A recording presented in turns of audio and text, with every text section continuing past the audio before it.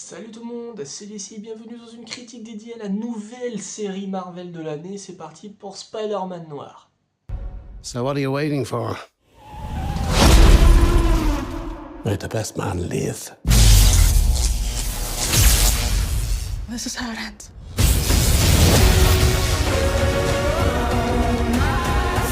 The people could use a hero.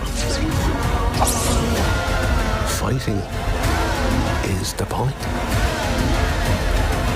He's the best show in town.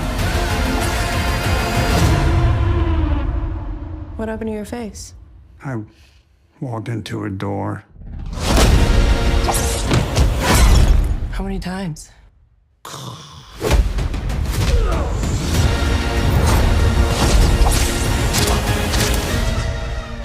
Spider Noir ou Spider-Man Noir selon vos préférences de l'appellation de la série est une série développée par Oren Uziel, sortie ce 27 mai en intégralité sur Amazon Prime Video. La première saison dure 8 épisodes de 30 à 40 minutes par épisode chacun.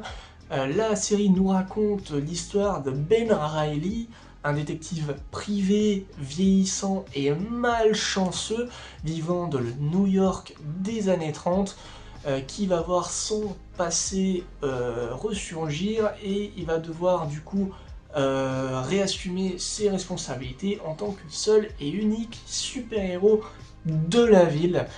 Mais au passage, il va se faire engager par Kat Hardy, chanteuse d'un club assez bien réputé à New York, car son ami Flint Marko, alias Sandman ou l'Homme Sable, a été porté disparu, et évidemment Ben va devoir enquêter et va se retrouver mêlé à une affaire qui le dépasse. Voilà globalement le pitch de la série, si je puis dire. C'est une série que j'ai personnellement adorée de A à Z, c'était franchement génial. Et la particularité de cette série, c'est qu'elle a été diffusée dans deux formats différents, que en couleur ou en noir et blanc. J'ai vu les deux versions pour cette vidéo, et je trouve les deux versions tout aussi jolies les unes que les autres, même si évidemment la noir et blanc est ma préférée, mais bien que la couleur est tout aussi jolie, ils ont retravaillé tout ça.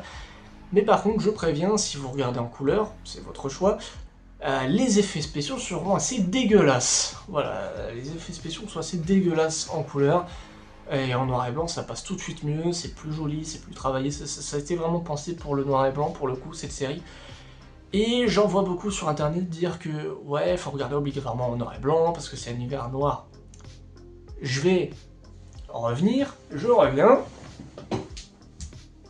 Alors, attendez.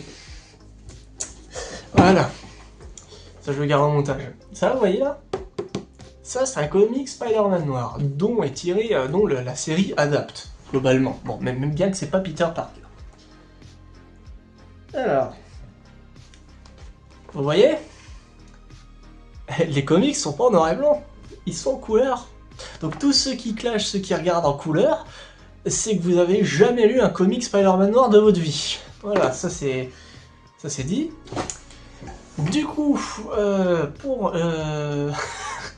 du coup, la série est pour moi est vraiment excellente de A à Z. Vraiment, c'est une super aventure. C'était très prenant, une enquête vraiment qui démarre sur les chapeaux de roue. On suit un Nicolas Cage qui s'amuse. C'est dingue, il s'amuse, il est absolument convaincant dans le rôle. Pour moi, Nicolas Cage en Spider-Man, c'est vraiment l'un des meilleurs castings de l'histoire des super-héros, et notamment de l'histoire de Marvel. C'est un personnage qui est complètement shooté la plupart du temps. Il est la plupart du temps, il est bourré, il fait que boire, il fait que des fois il se lamente. Il y a même un épisode où il a pété la gueule à des gens parce qu'ils se sont foutus de sa gueule, et du coup je trouvais ça super drôle, car la série est très drôle, elle respecte le principe même de Spider-Man, c'est de l'humour, sauf que là pour le coup, contrairement à ces merdes de la trilogie Home de John Watts, là l'humour marche. Là on a un Spider-Man qui se lâche, qui bute, hein. Ce Spider-Man là tue des gens. Voilà, on est sur un Spider-Man qui n'en a mais absolument rien à branler. Ils assument ce côté un peu un peu ringard, un peu des années 30, super-héros vieux, qui en a ras le cul de la vie, tout simplement, il en a ras le cul de la vie, du coup, il s'en fout un peu des conséquences dans ses combats, tout ça. Donc c'est vraiment, il y a ce côté là, du coup, et c'est assez drôle à voir, et du coup, le nombre de vannes qui lâche, mais c'est super génial. Et j'ai vu la série en VF, et pas en VO. Pourquoi en VF? Parce que la voix française de Nicolas Cage dans cette série, c'est Nicolas Marié. Nicolas Marié, pour ceux qui ne savent pas, c'est aussi la voix française de Peter Parker, Spider-Man, dans la série animée de 1994. Et moi j'ai vu cette série en VF, et ça m'a fait un petit passement au cœur. Voilà, j'étais tout content de réentendre Nicolas Marié pour du Spider-Man, et du coup je me devais de regarder en VF, parce que voilà, la nostalgie, et la VF de la série est de très bonne facture. Voilà, tous ceux qui ne savent pas dans quelle version regarder, je recommande la VF. Je vais parler niveau technique. La série a une réalisation assez classique, mais on voit plus les détails de la réalisation quand on regarde en noir et blanc. Il y a des plans qui sont très jolis, qui sont faits pour le noir et blanc, on a du découpage aussi qui est cool. Il y a une scène, la scène d'intro de l'épisode 1, je sais pas si j'aurai des images, mais en gros je vais vous l'expliquer. On a l'introduction du personnage qui raconte un peu sa vie, tout ça, et il grimpe un mur, et t'as des flashbacks qui se lisent dans des fenêtres et tout, qui sont c'est super bien incrusté, et vraiment c'est une idée de mise en scène assez cool. Pareil pour les scènes de voltige, elles sont très cool, il y en a très peu, mais elles sont super cool à regarder, assez créatives. La série est assez créative, niveau mise en scène, par-ci par-là, il y a vraiment de très belles propositions, des jolis plans, que ce soit en couleur ou en noir et blanc, on sent qu'ils aiment ce qu'ils font, et on sent aussi que Phil Lord et Chris Miller, les producteurs exécutifs de la série, aiment Spider-Man à fond, ils aiment ce personnage, et quand ils touchent à Spider-Man, c'est de l'or, hein, c'est de l'or automatiquement, sur les films Spider-Verse et même cette série-là, c'est de l'or, donc il faut confier Spider-Man à ces deux mecs.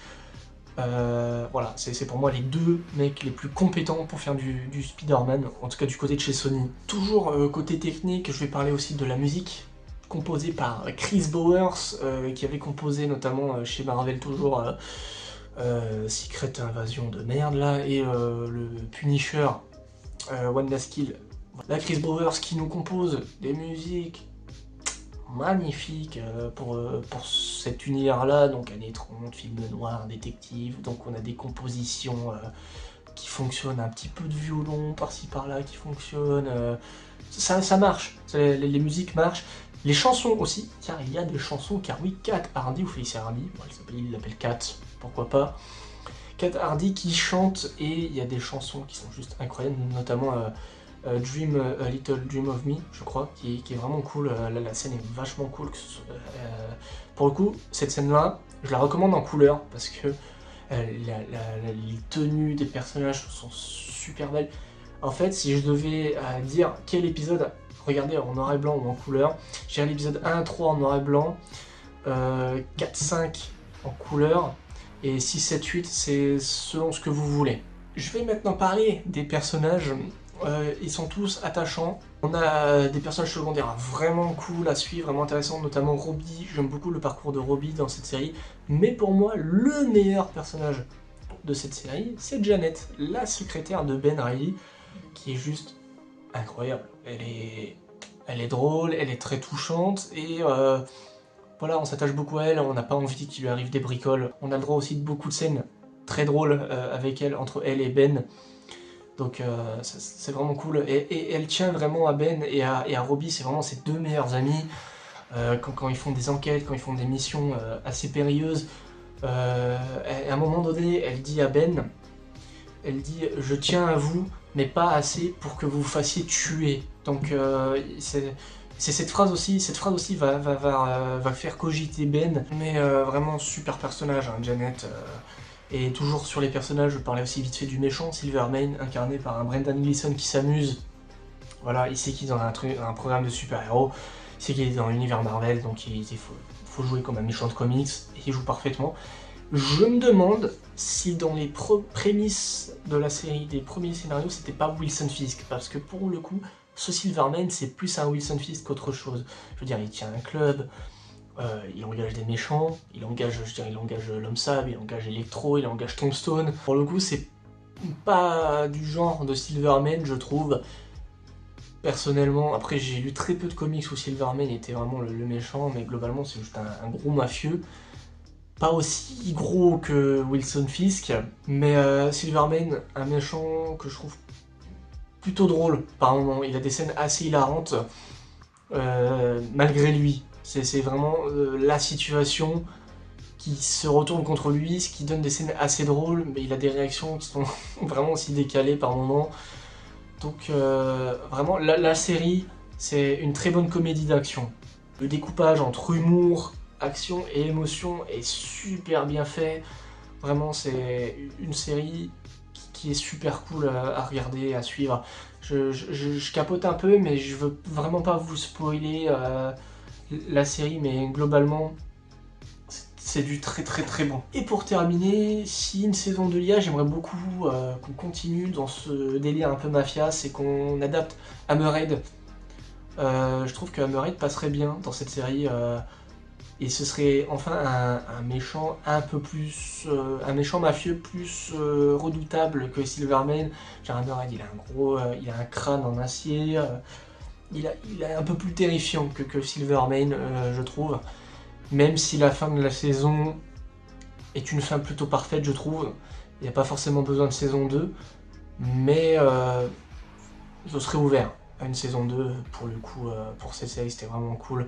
Donc voilà, pour conclure, c'est une super série avec des super personnages. C'est très drôle, très touchant par moments.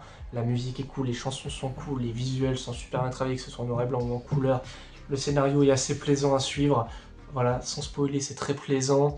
Il y a des révélations assez inattendues qui sont très très cool à regarder. Donc vraiment, foncez, c'est une très bonne série Marvel et une très bonne série Spider-Man. Et j'aimerais vraiment beaucoup que Sony fasse plus de séries sur des Spider-Héros comme ça, pourquoi pas Spider-Man 2099, ou même remettre en chantier la série Silk qui préparait. Donc vraiment très hâte de voir la suite de cet univers. En tout cas, c'est la fin de cette critique sur Spider-Noir, j'espère qu'elle vous aura plu. N'hésitez pas à me dire si vous avez vu la série et ce que vous en avez pensé dans les commentaires. Et moi je vous dis à la prochaine, salut tout le monde.